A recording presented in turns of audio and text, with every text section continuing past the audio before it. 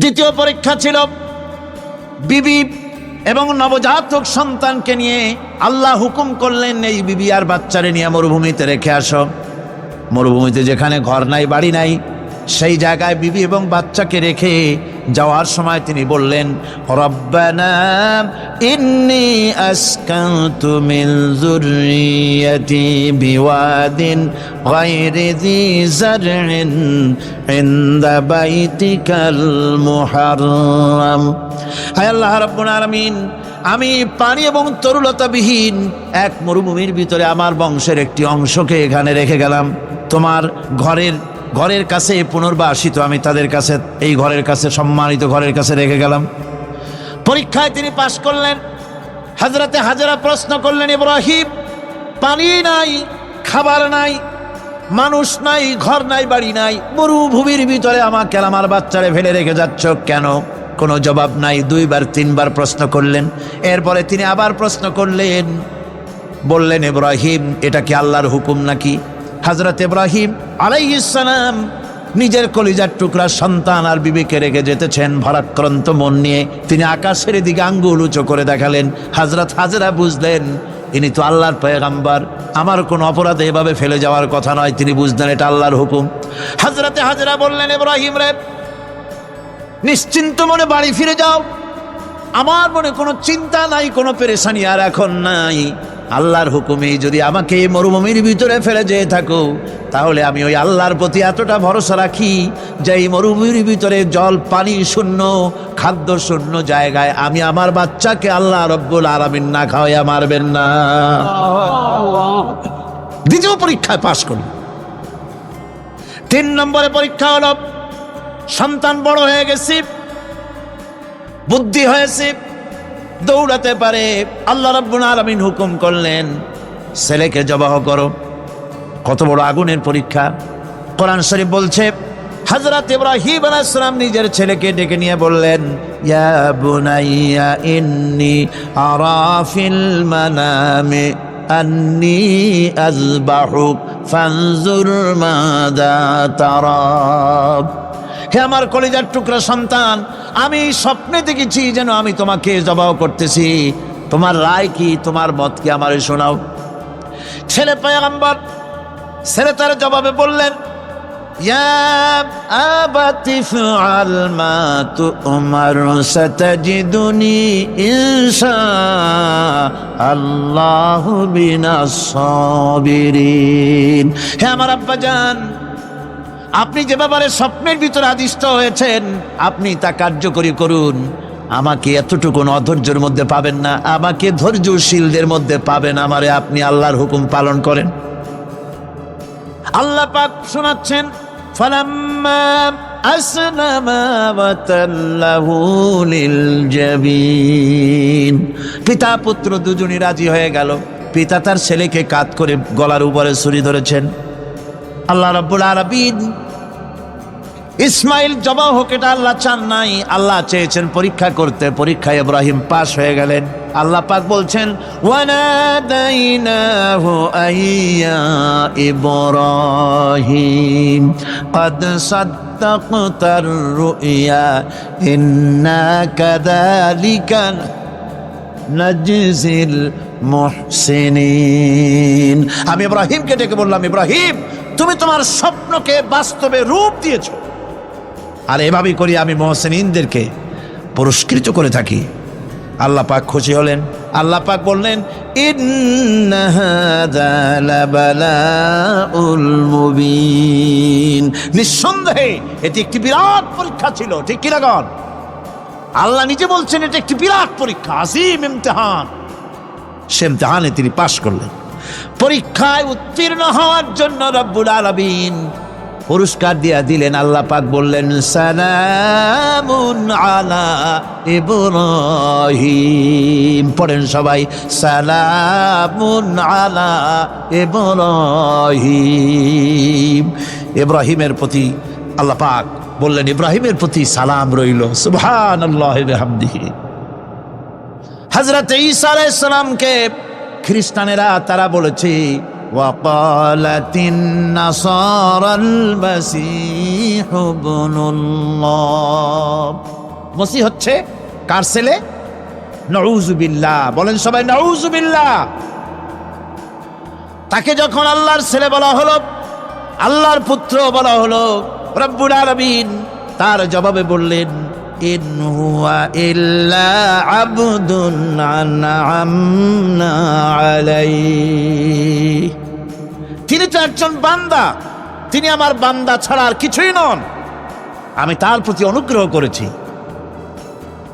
বান্দা, আমার বান্দা।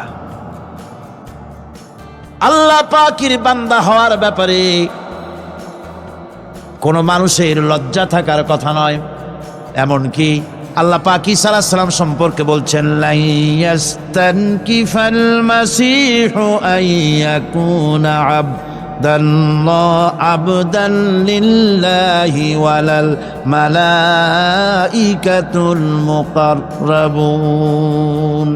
মসিহ আল্লাহর বান্দা, তাতে কখনো বিন্দু মাত্র লজ্জা তিনি পোষণ করেন নাই যে আমি আল্লাহর বান্দা, আল্লাহর গোলাম। এটা একটা কথা হইল? এরকম লজ্জা তিনি পোষণ করেন। এমনকি তার নিকটবর্তী ফেরেশতা যারা, তারাও আল্লাহর বান্দা গোলাম হওয়ার জন্য তাদের ভিতরে কোনো লজ্জা নাই। যারা নাকি আল্লাহর গোলাম, এই ব্যাপারে যাদের মধ্যে লজ্জার সৃষ্টি হয়, আল্লাহর গোলাম এটা কেমন কথা, বান্দা হওয়াটা কেমন কথা। যারা গোলামীকে অস্বীকার করে তাদের সম্পর্কে আল্লাহ পাক বলছেন, ওয়া মাইয়াস্তানকিফ আন ইবাদাতিহি ওয়া ইস্তাকবির ফাসায়াহশুরুহুম ইলাইহি জামিআ। কেউ যদি আল্লাহর বন্দেগী করার ব্যাপারে লজ্জা পোষণ করে, যদি লজ্জার কারণ মনে করে, অহংকার করে, গৌরব করে, তাহলে তারা পালাবে কোথায়, যাবে কোথায়? আমি কিয়ামতের দিন সবগুলিকে এক জায়গায় করে ফেলবো। সুতরাং আল্লাহ পাকের গোলামিতে আল্লাহ যে বান্দা বলে যখন ডাকেন, লজ্জার কোনো কারণ নাই। অহংকার যে করবে সে নিজেকে ধ্বংস করবে। আল্লাহ পাক সব নবীদেরকে নিজের বান্দা বলেছেন। নবীরা কি আল্লাহ পাকের বান্দা। হযরত ইউসুফ আলাইহিস সালাম সম্পর্কে আল্লাহ পাক বলছেন, কাযালিকা লিনাসরিফা আনহু আস-সুআ ওয়াল ফাহশা ইন্নাহু মিন ইবাদিনাল মুখলাসিন। এরূপই ঘটল যাতে আমি ইউসুফ আলাইহিস সালামকে, আমার বান্দা, তাকে আমি নির্লজ্জতা ইত্যাদি থেকে আমি রক্ষা করেছি। নিশ্চয়ই হযরত ইউসুফ ছিল আল্লাহ পাকের বান্দা, আল্লাহ পাকের আব্দ। রাসূল করিম সাল্লাল্লাহু আলাইহি ওয়াসাল্লাম তিনি হচ্ছেন সর্বশ্রেষ্ঠ আল্লাহর পয়গম্বর। তার থেকে শ্রেষ্ঠ নবী আর কি কেউ আছে? জোরে বলেন, আছে? তার থেকে মাহবুব, তার থেকে শ্রেষ্ঠ আল্লাহর কাছে আর কেউ নাই। সেই নবীকে আল্লাহ রাব্বুল আলামিন কোরআনে কারীমের ভিতরে তাকে আব্দ বলেছেন। কি বলেছেন? অনেকগুলি আয়াত আছে যে আয়াতের ভিতরে আল্লাহ পাক তার নাম নেন নাই, নবী বলেন নাই, রসুল বলেন নাই, শুধু বলেছেন আব্দ। যেমন ফাআওহা ইলা আবদিহি মা আওহা। অতঃপর তার বান্দার নিকট যা ওহী করার ছিল তা তিনি করলেন। সেই বান্দাকে মুহাম্মদ সাল্লাল্লাহু আলাইহি ওয়াসাল্লাম। অন্য আয়াতে আল্লাহ পাক বলছেন, وأنه لما قام عبد الله يدعوه كادوا يكونون عليه لبدا। আর এই আল্লাহর বান্দা যখন নামাজ পড়তে দাঁড়িয়ে গেল, আল্লাহকে ডাকার জন্য যখন দাঁড়ালো, তখন লোকেরা তার উপরে ঝাঁপিয়ে পড়ল। ঝাঁপিয়ে পড়ার জন্য প্রস্তুতি গ্রহণ করলো। এখানে আব্দ বলা হয়েছে কাকে? মুহাম্মদ সাল্লাল্লাহু আলাইহি সাল্লামকে। এভাবে করে অন্য এক আয়াতে আল্লাহ পাক তার হাবিবকে আব্দ বলছেন, বান্দা বলতেছেন, ইন কুনতুম ফি রাইবিম মিম্মা নাযালনা আলা আবদিনা। আমার বান্দার উপরে যে কিতাব নাজিল করেছি তাতে যদি তোমাদের কোনো সন্দেহ হয়, এই যে আমার বান্দার উপরে, ওই বান্দাকে বলেন সবাই, মুহাম্মদ রাসূলুল্লাহ সাল্লাল্লাহু আলাইহি ওয়াসাল্লাম। অন্য আয়াতে বলা হচ্ছে, তাবারাকাল্লাযী নাযালাল ফুরকানা আলা আবদিহি লিয়াকুনা লিল আলামিনা নাযীরা। অতীব বরকতপূর্ণ সেই মহান সত্তা যিনি তার বান্দার উপরে ফুরকান নাজিল করেছেন। কে সেই বান্দা? মুহাম্মদ সাল্লাল্লাহু আলাইহি ওয়াসাল্লাম। মেরাজের ঘটনা বলতে গিয়ে আল্লাহ রাব্বুল আলামিন বলতেছেন, সুবহানাল্লাযী আসরা বিআবদিহি লাইলাম মিনাল মাসজিদিল হারামি ইলাল মাসজিদিল আকসা। পবিত্র সেই মহান সত্তা যিনি তার বান্দাকে ইসরা করিয়েছেন। কে সেই বান্দা? মুহাম্মদ রাসূলুল্লাহ সাল্লাল্লাহু আলাইহি ওয়াসাল্লাম। সুতরাং আবদিয়াত, ইবাদত, গোলামি, এটা হচ্ছে মানুষের জীবনের সবচেয়ে বড় মর্যাদাকর খেতাব আল্লাহর পক্ষ থেকে আল্লাহর বান্দা হওয়া। গোলামি পরিপূর্ণরূপে হবে কেবলমাত্র আল্লাহ পাকের। এই গোলামির জন্যই আল্লাহ পাক আমাদেরকে সৃষ্টি করেছেন, অন্য কোনো কাজে আমাদেরকে সৃষ্টি করেন নাই। সেই জন্য আমাদেরকে গোলামি করতে হবে, আনুগত্য করতে হবে কেবলমাত্র কার বলুন তো? এই গোলামি যদি সঠিকভাবে করি, যদি বান্দারা যারা আল্লাহ পাকের বান্দা বলে, গোলাম বলে নিজেদেরকে দাবি করে, যদি সঠিকভাবে ইবাদতটা করা যায়, তাহলে আল্লাহ তাদের জন্য কি ওয়াদা করেছেন শুনুন। দুনিয়ায় তাদেরকে আল্লাহ পুরস্কার দেবেন, আখেরাতেও দেবেন। এটা বন্ধ করে, দুনিয়া এবং আখেরাতে আল্লাহ পুরস্কার দেবেন। সে পুরস্কারটা কি? দুনিয়ার পুরস্কারটা আগে শোনেন। আল্লাহ পাক বলেন, যারা আমার ইবাদত করবে তাদের ব্যাপারে আমার ওয়াদা শোনো।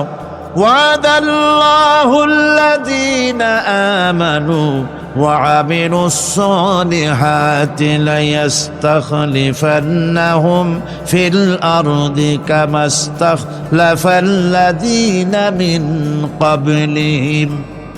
তোমাদের মধ্যে যারা ঈমান এনেছে এবং সৎ কাজ করেছে, আল্লাহ রাব্বুল আলামিন তাদের ব্যাপারে আল্লাহর ওয়াদা হচ্ছে, আল্লাহর প্রতিজ্ঞা হচ্ছে, আল্লাহ ওয়াদা করতেছেন তাদেরকে জমিনের উপরে প্রতিষ্ঠিত করবেন।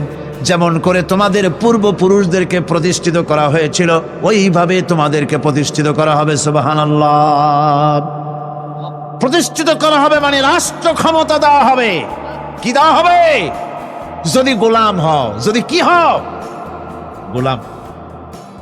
আল্লাহ পাক বলছেন শুধু তাই নয়, আমি আমার দিনকে যারা প্রতিষ্ঠা করবে, আমার গোলামেরা যদি, আমার বান্দারা সঠিকভাবে যদি আমার গোলামি করে, ঈমান আনে, আমলে সালেহ করে, নেক কাজ করে, আমি তাদেরকে রাষ্ট্র প্রতিষ্ঠার সুযোগ করে দেব। আর তাদের জন্য ভীতির পরিবর্তে, সন্ত্রাসের পরিবর্তে শান্তি কায়েম করে দেব। সুবহানাল্লাহ। وَلَيُمَكِّنَنَّ لَهُمْ دِينَهُمُ الَّذِي ارْتَضَىٰ لَهُمْ وَلَيُبَدِّلَنَّهُم مِّنْ خَوْفِهِمْ أَمْنًا। তাদের দিনকে তারা নিজেদের জন্য যা পছন্দ করেছে অবশ্যই তিনি তা কায়েম করে দিবেন, এবং সন্ত্রাস আর ভীতির পরিবর্তে আল্লাহ নিরাপত্তা দান করবেন। জোরে কোন সুবহানাল্লাহ। সন্ত্রাস বন্ধ হবে, চুরি, ডাকাতি, জেনা, ব্যভিচার সব বন্ধ হয়ে যাবে। তোমরা ক্ষমতায় থাকবে, তোমরা ডমিনেটেড হবে না, তোমরা ডমিনেট করবে। গোটা পৃথিবীকে শাসন করবে, শাসিত তোমরা হবে না। আর ভীতির পরিবর্তে নিরাপত্তা তোমরা লাভ করবে। কি করলে? ইয়াবুদুনানি লা ইউশরিকুনা বি শাইআ। সুতরাং তারা যেন আমার ইবাদত করে এবং আমার সঙ্গে যেন কাউকে শরীক না করে। আল্লাহ বলছেন, তোমরা যদি আমার সাথে শরীক না করো, ইবাদতের মধ্যে কাউকে যদি শরীক স্থাপন না করো, আর যদি তোমরা আমার ইবাদতটা সলিডভাবে আমার জন্যই করো, তাহলে রাষ্ট্র ক্ষমতা তোমাদের হাতে আসবে, সন্ত্রাস নির্মূল হবে, শান্তি প্রতিষ্ঠিত হবে। এই হচ্ছে দুনিয়ার পুরস্কার। এটা কিসের পুরস্কার? আর আখিরাতের পুরস্কারের কথা বলা হচ্ছে, وَمَن يُطِعِ اللَّهَ وَرَسُولَهُ وَيَخْشَ اللَّهَ وَيَتَّقِهِ فَأُولَئِكَ هُمُ الْفَائِزُونَ। যে ব্যক্তি আল্লাহ এবং রাসূলের আনুগত্য করেছে, আল্লাহকে ভয় করে চলেছে, তার গজব থেকে বেঁচে রয়েছে, সেই হচ্ছে সফল কাম। সফল কাম মানে কি? কিয়ামতের দিন আল্লাহ পাক তাদেরকে জান্নাত দান করবেন। আল্লাহ পাক তাদেরকে কিয়ামতে কি দিবেন? জান্নাত দিবেন, চিরস্থায়ী শান্তির জায়গা, সেই জান্নাত লাভ করা যাবে।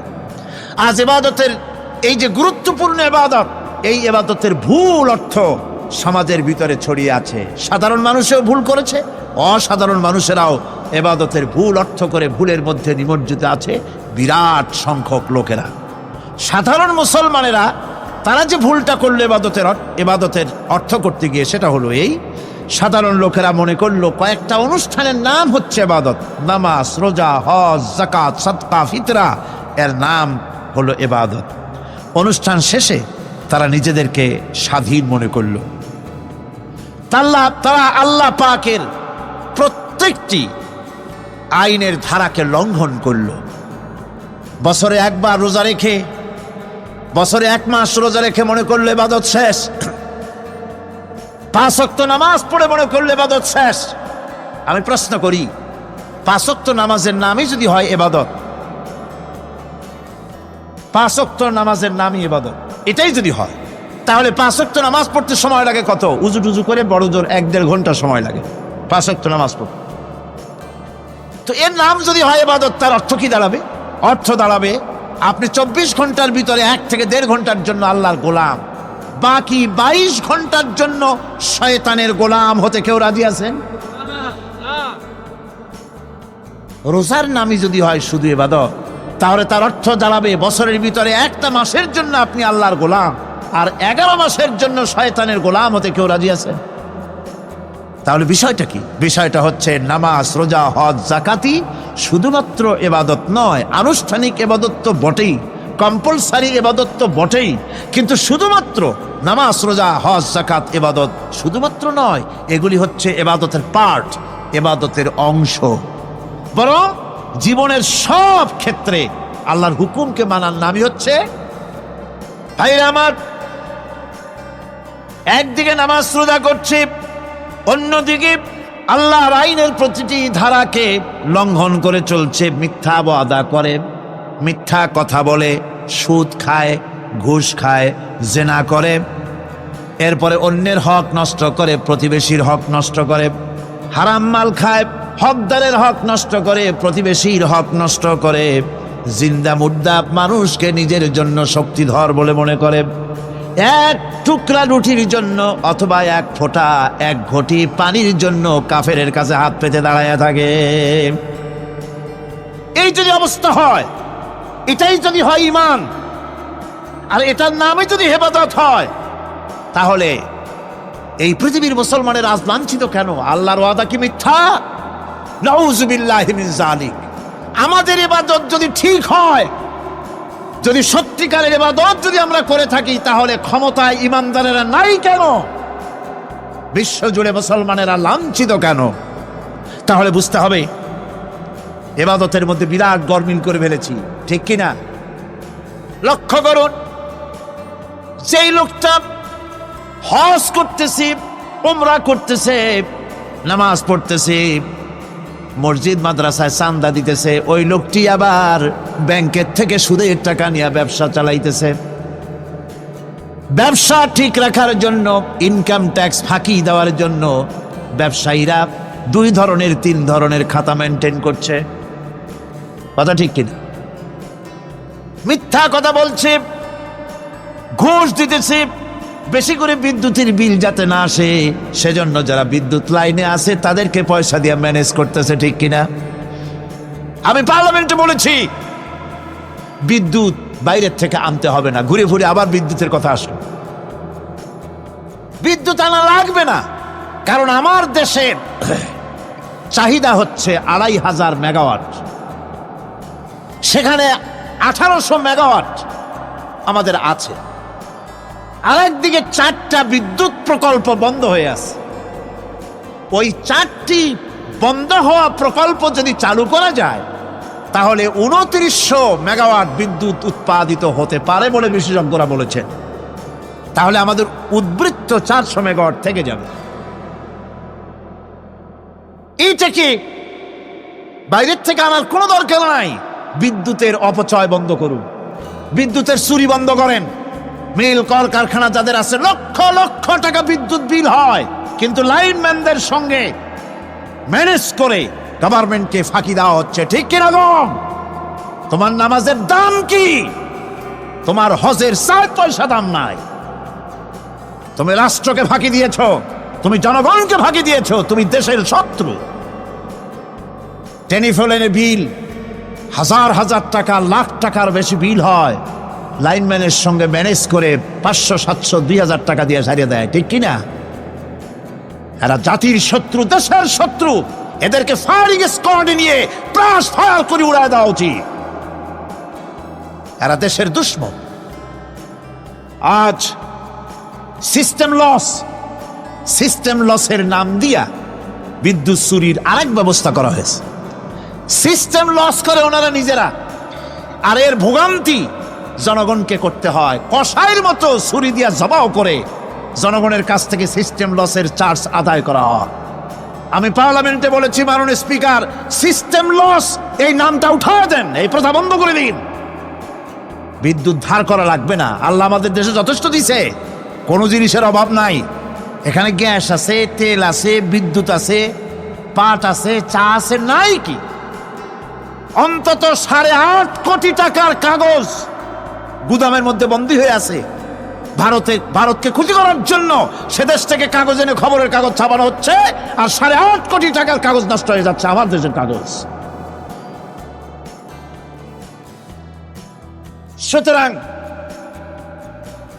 বলতেছিলাম একথাই বলতেছিলাম যে ইমান আল্লাহর গোলাম হতে হলে ভুল করে বসেছি ইবাদতের অর্থ করতে, শুধু নামাজ, রোজা, হজ, যাকাত, মাজারে কিছু চান্দা দেওয়া, আগরবাতি, মোমবাতি, চাদর একটা দিয়া, পীর সাহেবরে 10,000 টাকা চান্দা দিয়া, মোছে তেল মাইখা দাঁত বাইর করে হাসে। বেহেশতে তো গেছি, আর দেরি কত? বেহেশতে তুমি যাবা, এত সহজ? দেশকে ফাঁকি দিছ, দেশকে ফাঁকি দিয়েছ, জনগণকে ফাঁকি দিয়েছ, নিজের মেয়েকে ফাঁকি দিয়েছে। বিবাহের সময় টাকা পয়সা দিয়া বিবাহ টিবাহ করায় দিল। ব্যবসা, ধানি সম্পত্তি, বাড়ির সম্পত্তি সব ছেলেদেরকে দিয়ে দিল, মেয়েটারে ফাঁকি দিয়ে দিল। দেয় না এরকম? ফুপুকে ফাঁকি দিল, বোনকে ফাঁকি দিল। এরপরে মোনাজাত করে সবে বরাতে, আল্লাহ আমারে বেহেশত দিও। ফেরেশতারা কয়, মর তুই আগে, বেহেশত তোরে কেমনে দেয় ভালো করে দেখাই দেব। বেটা তুই যাবি বেহেশতে? এত সোজা? ওটা মামু বাড়ির বারান্দা নাকি? এত সহজ নয়। সুতরাং সাধারণ মানুষ মারাত্মক ভুল করেছে এখানে। নামাজ, রোজা, হজ, যাকাত ইবাদত, আর কিছু কি ইবাদত মনে করে নাই? আপনার চাকরি আপনার ইবাদত, চাকরিতে ফাঁকি দেওয়া যাবে না। আপনি সুস্থ মানুষ, মেডিকেল লিভ নিয়ে ওয়াজ মাহফিল অথবা কোনো ইজতেমায় যাওয়া যাবে না, কোনো চেল্লা দিতে যাওয়া যাবে না। মেডিকেল লিভ নিয়ে আপনি সুস্থ মানুষ, কেন আপনি মেডিকেল লিভ নিচ্ছেন? আপনি ফাঁকি দিতে পারবেন না। সরকারি চাকরি করেন, মিল কল কারখানায় চাকরি করেন, ফরজ নামাজ পড়েছেন ভালো কথা, সুন্নত পড়েছেন ভালো কথা, নফল পড়বেন না। জোহরের নফল পড়া বাদ দিন। যদি আপনি চাকরিজীবী হন, চাকরি করেন, ওটাই ইবাদত। এর নাম ইসলাম, এর নাম ইসলাম। গভর্নমেন্ট যে বেতন দেয় সেই বেতনের উপরে সন্তুষ্ট থাকুন, ঘুষ খাইয়েন না। যদি বেশি বেতন লাগে গভর্নমেন্টের কাছে দাবি জানান যে আমাদের বেতন বাড়ায় দাও। ঘুষ খাবেন কেন? হারাম। জোরে কোন এটা কি? এই ঘুষের টাকা মাজারে দিয়া, পীরেরে দিয়া আল্লাহরে খুশি করবেন, এত সহজ না, এত সহজ না। সেই জন্য আমি সব ভাইদের খেদমতে আরজ করব, ইবাদত হচ্ছে জীবনের সব ক্ষেত্রে গোলামি, সকল ক্ষেত্রে গোলামি। চাকরিতে, অফিসে, আদালতে, কলকারখানায়, ক্ষেত খামারে, পার্লামেন্টে, সেক্রেটারিয়েটে, সেনানিবাসে, স্কুলে, কলেজে, বিশ্ববিদ্যালয়, সর্বত্র গোলামি কার? আল্লাহ পাকের। রিজকে হালাল করতে হবে, উপার্জনকে হালাল করতে হবে, সত্যিকারের আল্লাহর গোলাম হতে হবে। এক্ষেত্রে ইবাদতের অসাধারণ ব্যক্তি যারা, তারাও এক শ্রেণীর অসাধারণ ব্যক্তিরাও ভুল করে বসছেন। তারা যে ভুলটা করলেন ওটা হচ্ছে, তারা তাসবিহ, জায়নামাজ, খানকাহ, হুজরাখানা এর ভেতরে বসে জিকির আজগার করাটাকেই জীবনের জন্য আল্লাহর ইবাদত মনে করে নিলেন। আল্লাহর বান্দারা যখন অনাচার ব্যভিচারে লিপ্ত, আল্লাহর আইনের পরিবর্তে যখন মানুষের তৈরি করা আইন চলছে, চেচনিয়া বসনিয়া যখন মানুষদেরকে জবাও করা হচ্ছে, বসনিয়ার মুসলমান সন্তানদেরকে যখন জবাও করা হয়, কাশ্মীরের স্বাধীনতাকামী মুসলমানদের অধিকার হরণের জন্য তাদের উপরে যখন বন্য হায়নার মতো পশুর মতো যখন ভারতীয় শত্রু সৈন্যরা যখন হামলা চালায়, সোমালিয়ার মানুষগুলি যখন না খেয়ে তাদের হাড় পাঁজরার হাড়গুলি যখন বেরিয়ে যায়, তখনও যদি আপনি খানকার ভেতরে থেকে তসবিহ পড়েন আর তাহাজ্জুদের নামাজ পড়ে কপালে দাগ লাগান, এই অন্যায়ের বিরুদ্ধে যদি সোচ্চার না হন, আপনার এই তসবির কোনো দাম নাই। আপনাকে সোচ্চার হতে হবে, আপনাকে অন্যায়ের বিরুদ্ধে খাড়া হতে হবে।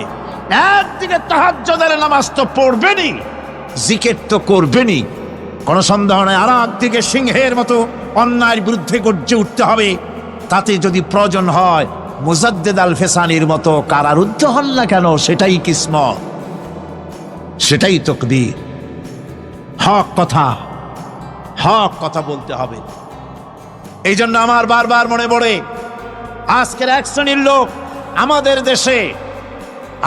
দেশে এক শ্রেণীর লোক বাইরের থেকেও আসে, বিদেশ থেকেও আসে, নামের আগে আওলাদে রসুল লাগান। ফেদায়ে রসুল, মুজাহিদে মিল্লাত, আওলাদে রসুল। আজীব, তুমি আওলাদে রসুল? আওলাদে রসুল যদি হবে, তাহলে তুমি যে দেশের মানুষ, সেই দেশে মুসলমানদের যখন জবাও করা হয়, পার্লামেন্টে কথা বলে বেরিয়ে আসো না কেন? তোমার জেল হয় না কেন? কংগ্রেসের সেন্ট্রাল বডির সদস্য হয়ে আওলাদে রসুল লাগাইয়া বাংলাদেশের রাজনীতিতে নাক গলাতে দেওয়া হবে না। এরা কংগ্রেসের পা চাটা গোলাম। এদেরকে চিনতে হবে, যারা আমার দেশে এসে মুসলমানদের মধ্যে বিভেদ সৃষ্টি করতে চায়। আমার মুসলমান ভাইয়েরা, সুতরাং আজকে আমাদেরকে বুঝতে হবে, নামের আগের 14 হাত লম্বা বিশেষণ দেখে ভুললে চলবে না। কথা মনে থাকবে, এরা কংগ্রেসের গোলাম। বাবরি মসজিদ যখন ভেঙে ফেলা হলো, তখন তো কোন আওলাদে রসুলের নাম তো শুনি নেই। তখন তো নামটা শুনছি ওই বুখারী বেটার, বাপের বেটা ইমাম বুখারী। তিনি বলেছেন, আমি ভারতের দিল্লির জুমা মসজিদের ইমাম শুধু নই, আমি ভারতের 18 কোটি মুসলমানের ইমাম। বাবরি মসজিদকে গড়ে দিতে হবে। কোরআন শরীফের বিরুদ্ধে যখন কলকাতা হাইকোর্টে কেস করা হয়েছিল কোরআনকে ব্যান করার জন্য, সেদিন তো কোনো আওলাদ রসুলের নাম শুনি নাই। সেদিন তো ওই বুখারী বেটাই বলেছেন, ভারতের হাইকোর্ট থেকে কোনো জাজ, কোনো বিচারক যদি কোরআন শরীফ ব্যান করা হলে বলে এই কথাটি উচ্চারণ করে, তাহলে আমি তাকে পায়ের তলে পাড়িয়ে ধরে বাম হাত দিয়ে তার জিহ্বাটা টেনে ছিঁড়ে ফেলে দেব।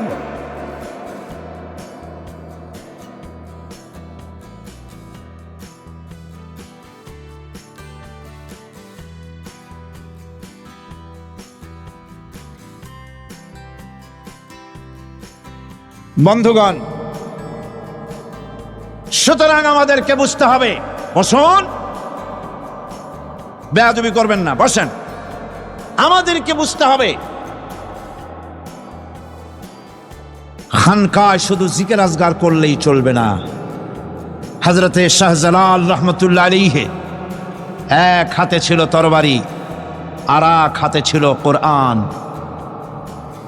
লড়াই করেছেন হযরতে শাহ মখদুম, হযরতে খান জাহান আলী, হযরতে খাজা মুঈনুদ্দিন চিশতি আজমেরি রহমতুল্লাহ আলাইহি, হযরতে মুজাদ্দিদ আল ফিসানি রহমতুল্লাহ আলাইহি। মুরিদের বাড়ি জম্মের খাওয়া খাইয়া পেটটা কুমিরের মতো বড় করে নাই। জেল খেটেছে হক কথা বলতে গিয়ে। বাপের বেটা হও, নিজের দেশে কথা কও। বাংলাদেশে এসে তারপরে জনগণের টাকা লুটপাট করার কাউকে অধিকার দেওয়া হবে না। আমার বন্ধুগণ, আল্লাহর ওলি যারা, তারা এভাবে করে জনগণের খেদমত করেছেন, কথা বলেছেন। সুতরাং শুধু জিকির আজগার করলেই হবে না, হক কথা বলতে হবে স্পষ্ট করে। এটাই হলো ইবাদতের হক আদায় হবে, যদি সত্যিকারের হক কথা বলা যায়, অসাধারণ ব্যক্তিরা ময়দানে কথা বলবেন, হক কথা বলবেন, অন্যায়ের বিরুদ্ধে সোচ্চার হবেন। আর সাধারণ জনগণ কথা ও কাজের মিল করবেন, নামাজ রোজা হজ যাকাত করবেন যার কথা মতো, রাজনীতি অর্থনীতি সমাজনীতি করবেন সেই আল্লাহর কথা মতো। তাহলেই সত্যিকারের মুসলমান হওয়া যাবে। কথা বুঝে আসছে কিনা ভাই? কথা বুঝে আসছে কিনা? একটু জোরে সরে জিকির করেন, লা ইলাহা ইল্লাল্লাহ, লা ইলাহা, লা ইলাহা ইল্লাল্লাহ। আরো জোরে,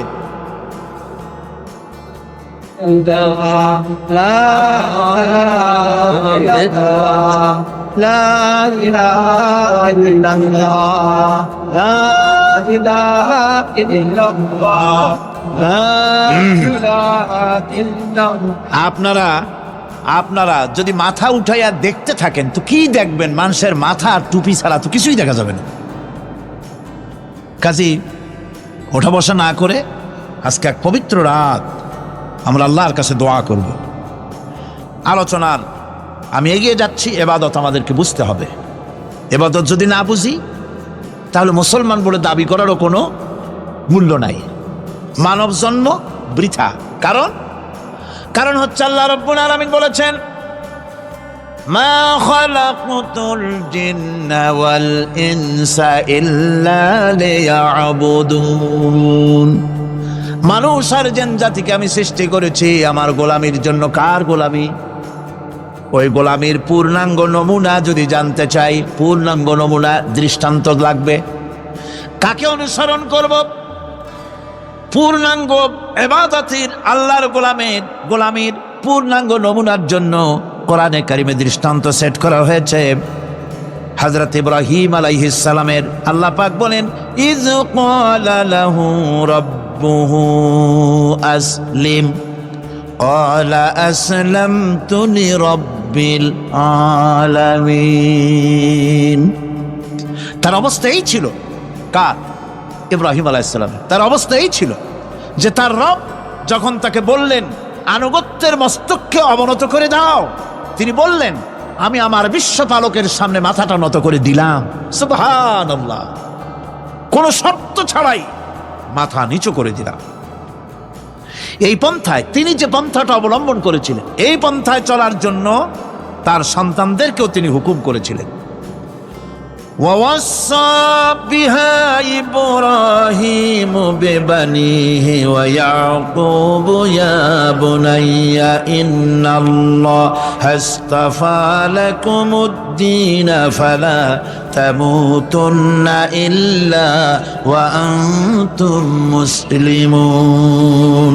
ইয়াকুব এবং ইব্রাহিম আলাইহিস সালাম তার সন্তানদেরকে এই উপদেশ দিয়েছিলেন যে তিনি বলেছিলেন, হে আমার সন্তানেরা, আল্লাহ ছাড়া তোমাদের জন্য আল্লাহ পাক এই দ্বীনকে মনোনীত করেছেন। আল্লাহ পাকের আনুগত্য করবে, তার দ্বীনের প্রতি সারেন্ডার করবে। আর খবরদার মুসলমান না হয়ে যেন তোমরা মরে যেও না। মৃত্যু মুসলমান অবস্থায় থাকবে, অর্থাৎ মৃত্যু পর্যন্ত থাকবে কি অবস্থায়? মুসলমান অবস্থায়।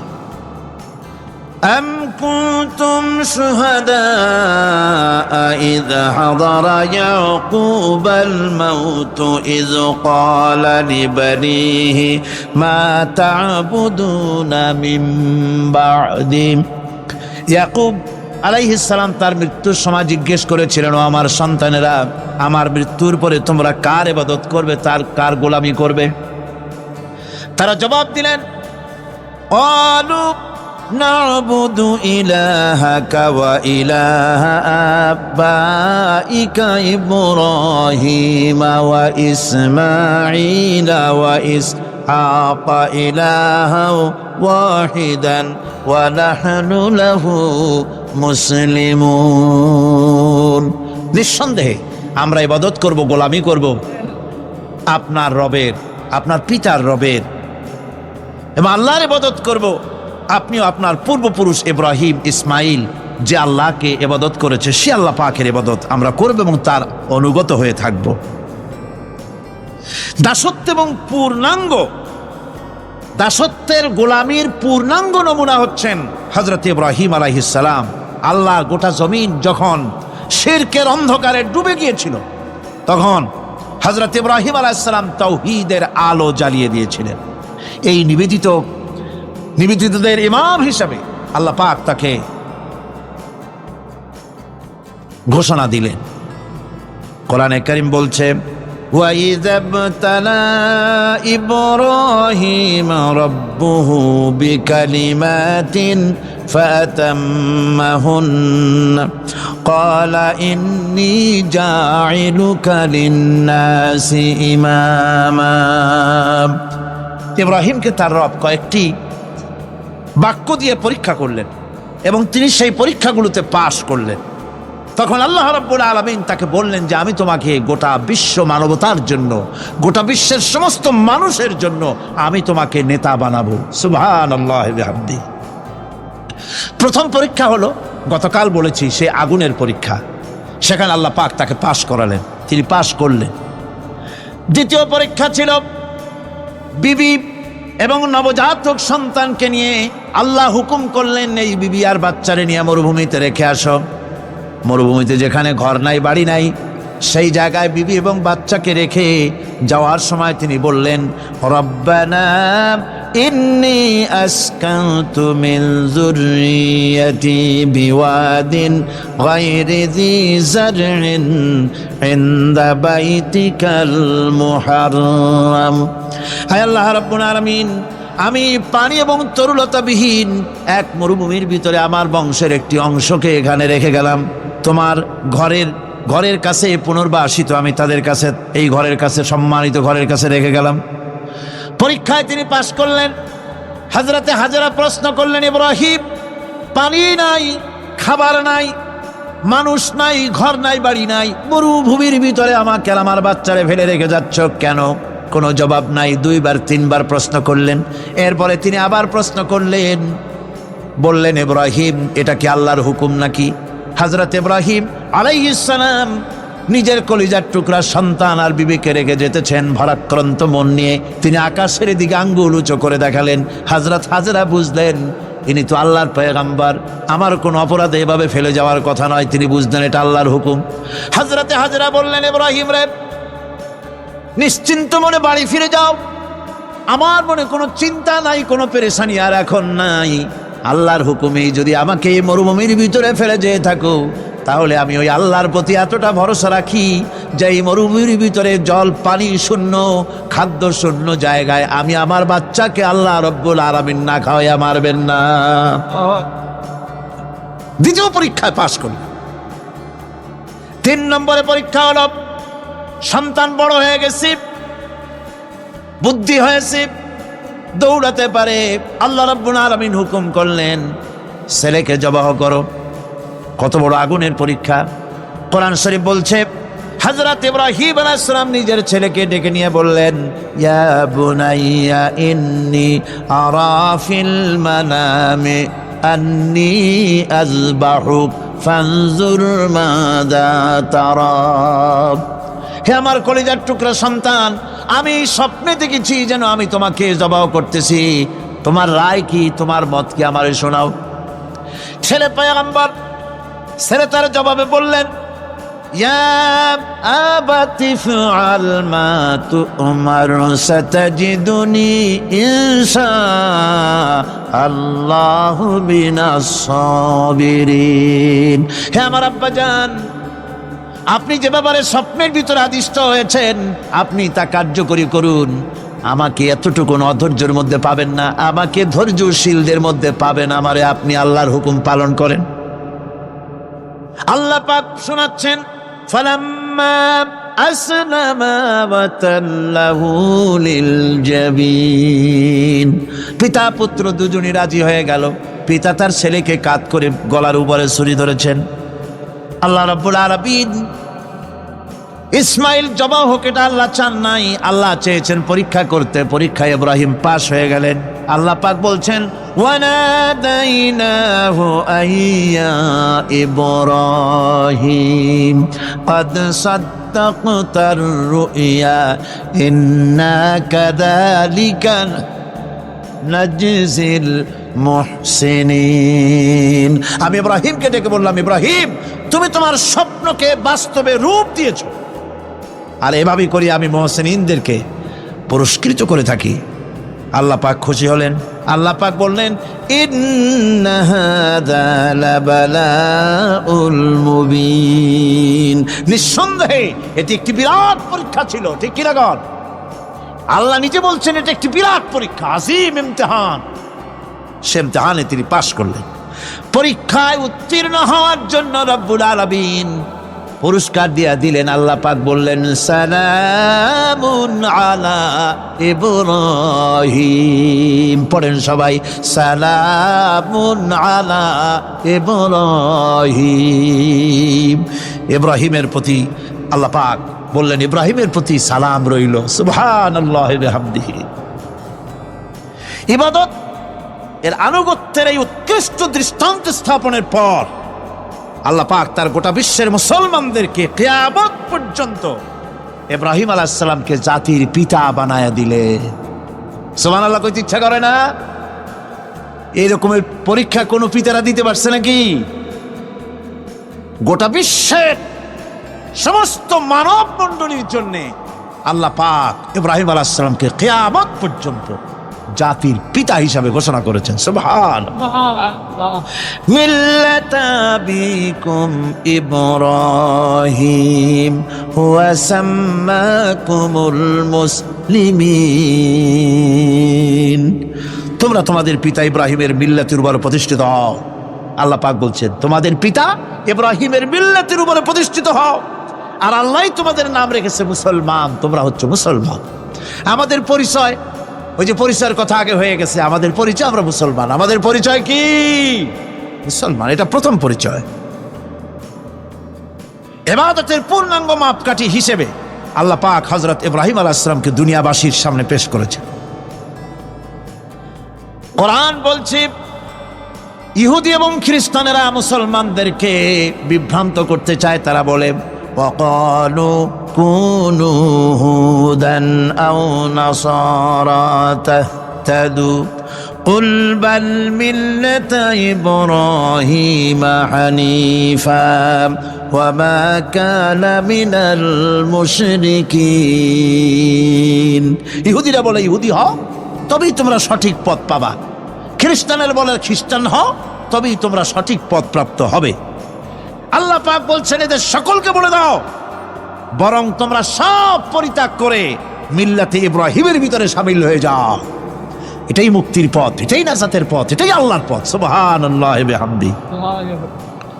এমনকি রাসূল কারীম সাল্লাল্লাহু আলাইহি ওয়াসাল্লামকে আল্লাহ পাক বলেছেন, আনিত্তাবি মিল্লাতা ইব্রাহিম হানিফা। চারদিক থেকে মুখ ফিরিয়ে এনে মিল্লাতে ইব্রাহিমের ভিতরে শামিল হয়ে যাও, তারই অনুসরণ করো। রাসূল কারীম সাল্লাল্লাহু আলাইহি ওয়াসাল্লাম ইবাদত বা আনুগত্যের সর্বোৎকৃষ্ট নমুনা হওয়ার কারণে ইব্রাহিম আলাইহিস সালাম সম্পর্কে হুজুর বলেছেন, ইন্না ইব্রাহিমা খায়রুল বারিয়া, রাওয়াহু মুসলিম। হুজুর সাল্লাল্লাহু আলাইহি ওয়াসাল্লাম বলেছেন, ইব্রাহিম হচ্ছেন জগতের সর্বোত্তম ব্যক্তি। সুবহানাল্লাহ। সুতরাং আমাদেরকে ইবাদতের নমুনা হিসেবে ইব্রাহিম আলাইহিস সালামকেও মানদণ্ড হিসেবে দেখতে হবে যে কিভাবে তিনি সারেন্ডার করেছিলেন আল্লাহ পাকের দরবারে। এখন আমি আপনাদের সামনে বলতে চাই, মানুষের জীবনে সবচাইতে বড় দুটি চাহিদা আছে। একটা হচ্ছে খাদ্য, আর একটা হচ্ছে নিরাপত্তা। একটা খাদ্য, আর একটা কি? নিরাপত্তা। পেট ভরে খাইতে চাই, আর চোর ডাকাতের উপদ্রব থেকে নিরাপত্তা পেতে চায়। আইন শৃঙ্খলা পরিস্থিতির উপরে যখন পার্লামেন্টে আলোচনা হচ্ছিল, আমি তখন বলেছি, মাননীয় স্পিকার, আমার দেশের সাধারণ ভোটারদের বড় কোনো আশা আকাঙ্ক্ষা নাই। তারা কোনোদিন বলে না যে আমাদের গুলশানে বাড়ি দিতে হবে সকলে, আমাদেরকে মঙ্গল গ্রহে অফিস বানায় দিতে হবে, বাসেরও গাড়ি দিতে হবে। এগুলি তারা দাবি করে না। যারা ভোট দেয়, কষ্ট করে, মিছিল করে, এই সাধারণ জনগণের দাবি হচ্ছে মিনিমাম দাবি, খুবই কম। তাদের দাবি হলো মোটা সুতার কাপড় চাই ইজ্জত ঢাকার জন্য, পেট ভরে খেতে চাই, পোলাও কোরমা বিরিয়ানির দরকার নাই। আর আশ্রয়ের জন্য ছোট্ট একটু ঘর চাই, চোর ডাকাতের উপদ্রব থেকে নিরাপত্তা চাই। কথা ঠিক কিনা?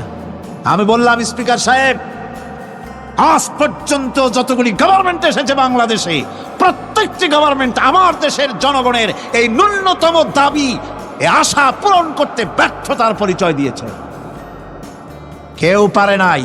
যারাই গেছে তারাই তাদের নিজেদের আখের গোছাবার চেষ্টা করেছেন। সব নিজেকে নিয়ে ব্যস্ত, নিজের লোকদের নিয়ে ব্যস্ত, জনগণ নিয়ে চিন্তা নাই। সুতরাং মানুষের চাহিদা হচ্ছে খাদ্য আর নিরাপত্তা। আমরা কি খাদ্য আর নিরাপত্তা সত্যি কি চাই?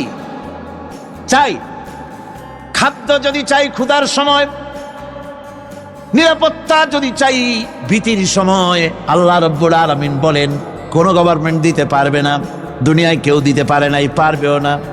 ক্ষুধার সময় যদি খাদ্য চাও, ভীতির সময় যদি নিরাপত্তা লাভ করতে চাও, তাহলে ফালইয়াবুদু রাব্ব হাযাল বাইত, এই ঘরের মালিকের ইবাদত কর। কোন ঘর? কাবা ঘর। বলেন কোন ঘর? কাবা ঘর। কাবা শরীফের মালিকের ইবাদত কর। তাহলে কি হবে? আল্লাযী আত'আমাহুম মিন জু'ইন ওয়া আমানাহুম মিন খাউফ। এই ঘরের মালিকের ইবাদত যদি করো, তাহলে ক্ষুধার সময়ে তিনি তোমাদেরকে খেতে দিবেন, আর ভীতির সময় তিনি তোমাদের নিরাপত্তা দান করবেন। হে ওয়াদা কার? চিল্লায় বলেন ওয়াদা কার? আল্লাহ পাকের ওয়াদা বিশ্বাস হলো না, এমনই পোড়া কপালের মুসলমান। নির্বাচন যখন আসলো, সলিমউদ্দিন সাহেব আসতেন মঞ্চের উপরে, পরিচয় করানো হচ্ছে। এত আপনারা যার বক্তৃতা শোনার জন্য দ্বীপ্রহরের রৌদ্রে কষ্ট করতেছিলেন, এখন সেই সংগ্রামী জননায়ক, বিপ্লবী সন্তান, তিনি এখন আপনাদের সামনে বক্তব্য রাখবেন। উনি দাঁড়ায় বললেন, ভাইয়ার আমার, বোনের আমার, আমি এবার বোতল মার্কা বাক্স নিয়ে দাঁড়াইছি, আমারে সকলে মিলে ভোট দেন। এবার যদি ক্ষমতায় যেতে পারি, না খাইয়া কেউ মরবেন না, কিন্তু কি খাইয়া মরবে তাও কয় না।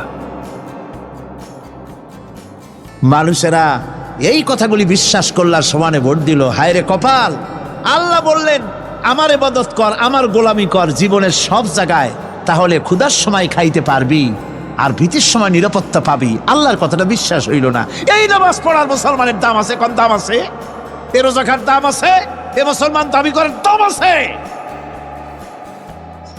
আল্লাহ রাব্বুল আলামিন তিনি পরিষ্কার করে বলছেন, এই ঘরের মালিকের ইবাদত করো, তিনি ক্ষুধার সময়ে খেতে দিবেন, আর তিনি তোমাদেরকে ভীতির সময় নিরাপত্তা দান করবেন।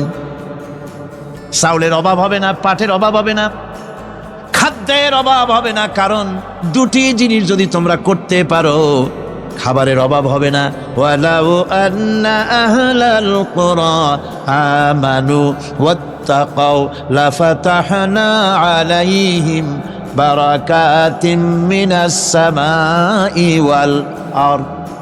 দেশের লোকেরা, জনপদের লোকেরা যদি দুইটা কাজ করে, এক নম্বরে হলো আমার উপরে ঈমান আনবে, দুই নম্বরে হলো আমাকে ভয় করার নীতি অবলম্বন করে যদি চলে, তাহলে ওই দেশের মানুষের জন্য আকাশ আর জমিনের সব বরকতের দরজা আমি আল্লাহ খুলে দেব। আল্লাহর ওয়াদা। আল্লাহ পাকের নিকট মানুষের সবচাইতে বড় দাবি কি? আল্লাহর কাছে মানুষের সবচাইতে বড় দাবি কি করতে পারেন? আল্লাহ পাকের কাছে মানুষের শ্রেষ্ঠ দাবিটা আল্লাহ নিজেই শিখাই দিয়েছেন। আমার কাছে দাবি কর, ইহদিনাস সিরাতাল মুস্তাকিম। আয় আল্লাহ, একটা সোজা, একটা সরল রাস্তা আমারে দাও, একটা সহজ পথ আমারে দাও। এই কথা সূরা ফাতিহা দাবি করার পর আল্লাহ রাব্বুল আলামিন এই অভিনন্দনের জবাবে, 7টা বাক্যের অভিনন্দনের জবাবে আল্লাহ রাব্বুল আলামিন 30 পারা কোরআন শরীফ নাজিল করে দিলেন। সূরা ফাতিহার এই সওয়ালের জবাবে আল্লাহ পাক বললেন ওয়া আনি'বুদুনি হাযা সিরাতুম মুস্তাকিম। সোজা রাস্তা চাও, আমার গোলামি করো, ইবাদত করো। সব জায়গায় ইবাদত, গোলামি করাই লাগবে। আমার কাছে সোজা রাস্তা চাও, সোজা রাস্তা হলো আমার গোলামি করা। কার গোলামি? বেহেশতে যেতে চান? আমি আস্তে জিজ্ঞেলাম বলে আপনারও আস্তে জবাব দিলেন। বেহেশতে যেতে চান? সুবহানাল্লাহ। এমন কোন মানুষ আছে নাকি যে বেহেশতে যেতে চায় না? মদ খোরও যাইতে চায়। সবাই, আমরা সবাই বেহেশতের আশা করি, ঠিক কিনা? আল্লাহ রাব্বুল আলামিন বলেন বেহেশতে যদি যেতে চাও তাহলেও ইবাদত করা লাগবে, ইবাদত ছাড়া জান্নাতে যাওয়া যাবে না। ফাদখুলি ফি ইবাদি ওয়াদখুলি জান্নাতি। সর্বপ্রথম আমার বান্দার মধ্যে দাখিল হয়ে যা, আমার গোলামির মধ্যে দাখিল হওয়া, আমার গোলাম হয়, এরপরে আমার জান্নাতে চলে যা। আগে গোলাম হবি, তারপরে কোথায় যাবি? জান্নাতে যাবে। আগে গোলাম হ, আগে গোলামির খাতায় নাম লেখা, আগে সত্যিকারের আমার বান্দা হ, গোলাম, এরপরে জান্নাতে যাওয়া যাবে। জান্নাতে যাইয়া আল্লাহর সাথে কি দেখা করতে চাই? আল্লাহর সাথে দেখা করতে চাই।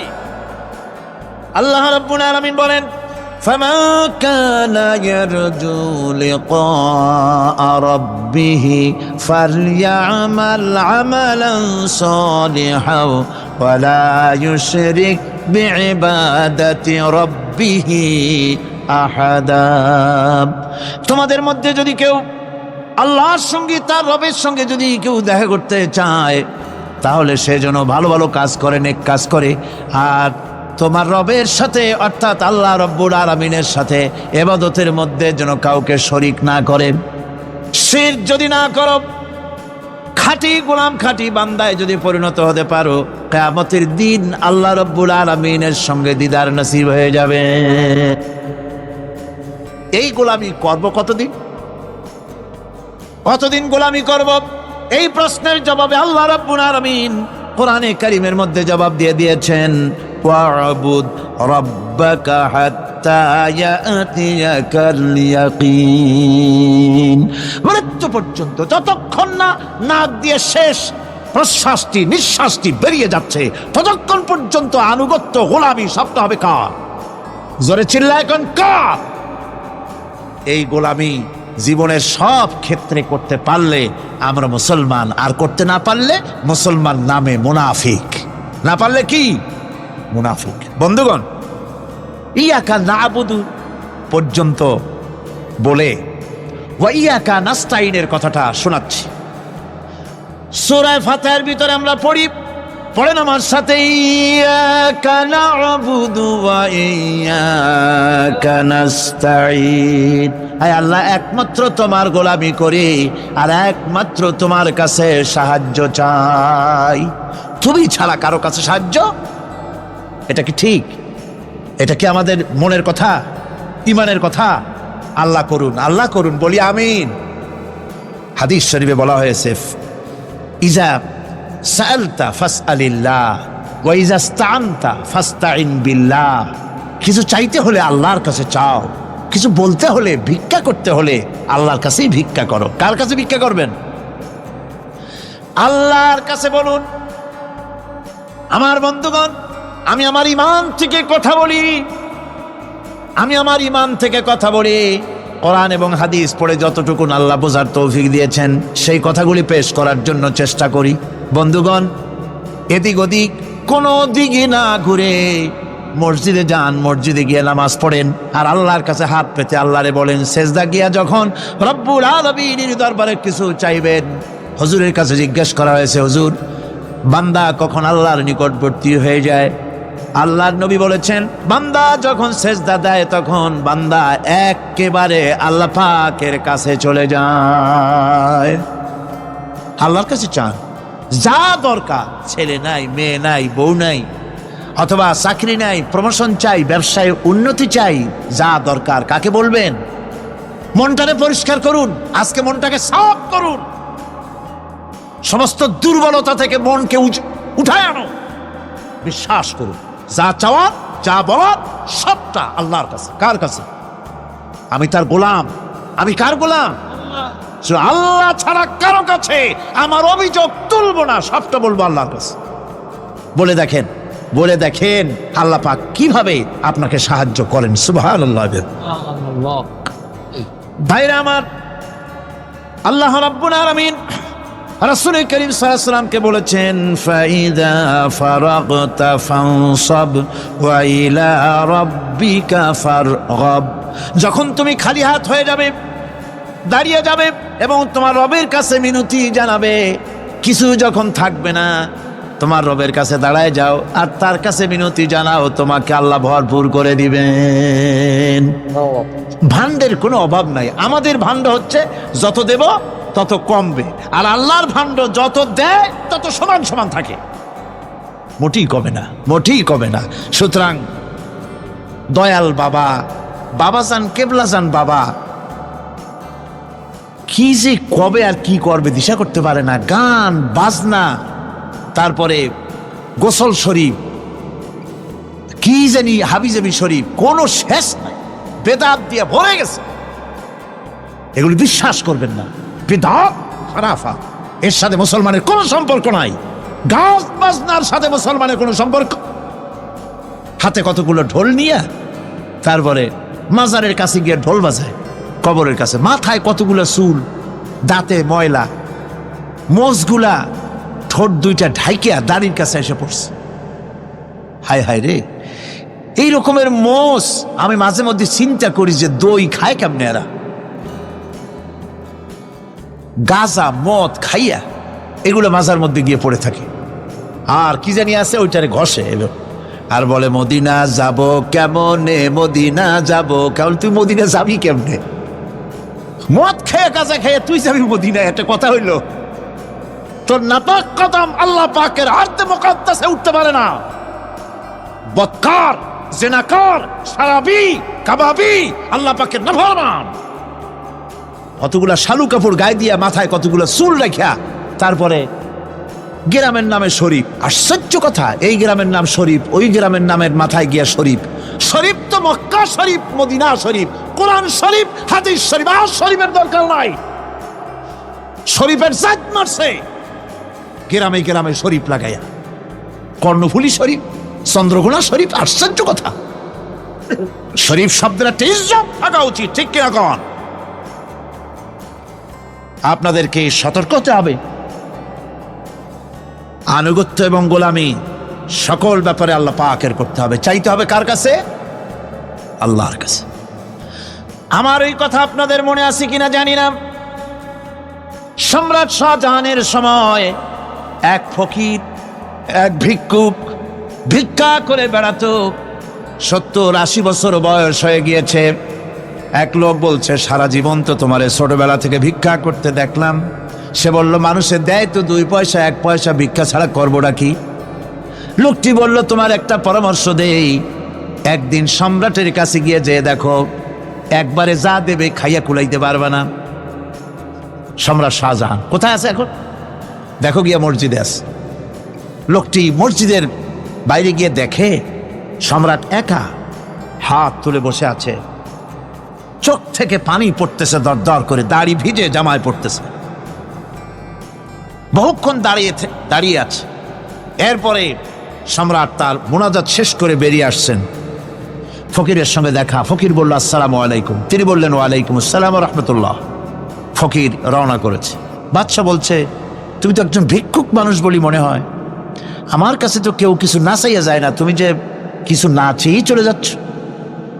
ভিক্ষুক বলছে, জাহাপানা, সত্যি কিছু চাইতে এসেছিলাম আপনার কাছে, কিন্তু আপনার অবস্থা দেখে আমার জ্ঞানের চোখ খুলে গেছে। আমি দেখতে পেলাম, আমি যে সম্রাটের কাছে ভিক্ষা চাইতে আসলাম, আমি তো শুধু তাকায় আছি, আমি তো কান্দি না, বরং আমি যার কাছে চাইতে এসেছি তিনি আমার